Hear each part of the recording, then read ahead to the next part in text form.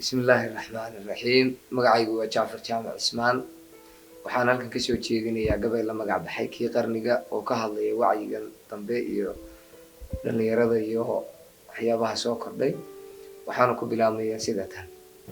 qaadirkii nawmeedadii hawqeydey nolosheena samada qaabka u dhigay quruxda loo seesay wadaha loo baxshay laguna qiiroodo qaar horeba waa lagu haligay kibir la qooqii qaarun waatu kulumay kaliis qaade qabaan noqay fircoonkii wax badan qaafilka ahaay qabar baa ku soo degay wixii qorto loo lulay waatu qiyaamuhu dhacay maalin qabashadeedii ummadii ahayna faaqoonsanay looma qiildaye duni qiimo beesha wale lagu qasaarooyay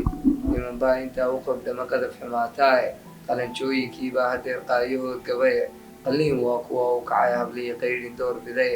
qorax waxay uga yaacaan sidii qaylidoo kale afartaa qotamiya haddana qodob kalaan baanay qalbigiiya waxaa ii furtaan dhaguhu waa qaybe alla idinma qaaday dad yaa idinna geliya qaamuuska qaalay weeyaan gabaygiiyo balaan caawa soo qube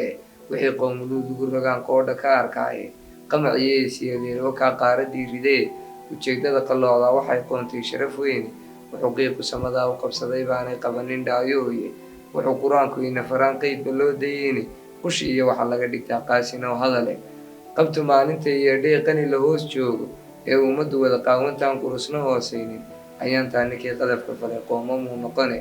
qaansiir wixii cuni jiray iyo quuta waa halisi dhidarkii xabaalaha qodaaba kulan ka soo hooye jahanamo qolkeeduu ku dhicitay bulsheeguhuye qulux kama gaboobaan iduhu kale laxdeedii oo wuxuu qayoodkii roobku u jaray qaansada dhaqankii qurxoonaa hadeer qoonsi baa jire mid quluubta iimaanku yaalloo qanacsan mooyaane qashaaf male dhulkaa waxa qulqudaa oo qaranjab weeyaane qasdigii ujeedada midkii qaata baan garane anna qabad waxaan uga tirshaa qamaan sidiisii